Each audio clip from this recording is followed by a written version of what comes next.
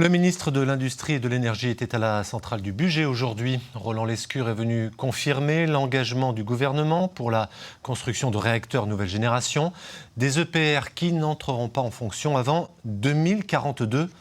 Enfin, si tout va bien. Amandine Pensé et Franck Grasso. La centrale du Bugey fournit 40% des besoins électriques d'Auvergne-Rhône-Alpes, avec 4 réacteurs. Dans les années à venir, ce territoire produira beaucoup plus. À côté de la centrale, cette carrière doit accueillir 2 EPR, réacteurs pressurisés européens. L'horizon est lointain, mais cette visite du ministre de l'Énergie est là pour prouver que tout s'accélère. Vous êtes réchauffé, vous, hein ? C'est bien ça. Il y a effectivement de la chaleur humaine dans les rangs, car les élus du secteur sont les premiers défenseurs du projet, les entrepreneurs du BTP aussi. C'est vraiment une manne extraordinaire que de pouvoir avoir ces chantiers.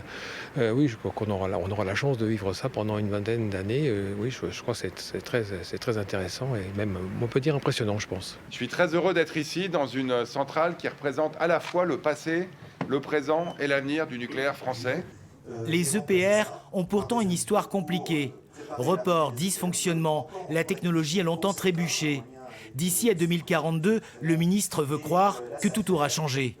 Je pense que c'est un projet extrêmement enthousiasmant. Il faut reconnaître que les premiers exemplaires des EPR, ils ont mis un peu de temps à sortir de terre, même s'il y en a un qui fonctionne aujourd'hui en Chine, un en Finlande, on espère un très bientôt en France. Ça a pris un peu de temps, et puis il faut le reconnaître, plus d'argent que ce qui était prévu. Le défi majeur des EPR2, c'est justement de faire face à ces défis opérationnels et financiers.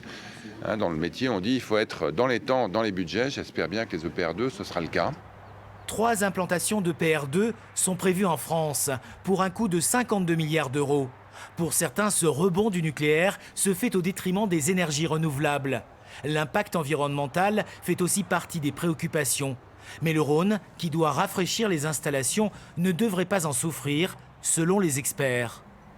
Dans le Rhône, aujourd'hui, on prévoit de prélever 10 mètres cubes secondes d'eau. On en remettra 8 dans le Rhône et 2 partira en vapeur dans les tours aéroréfrigérantes.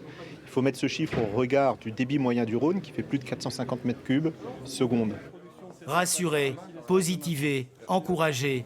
Le ministre vante la solution d'avenir d'Emmanuel Macron après une crise énergétique sans précédent.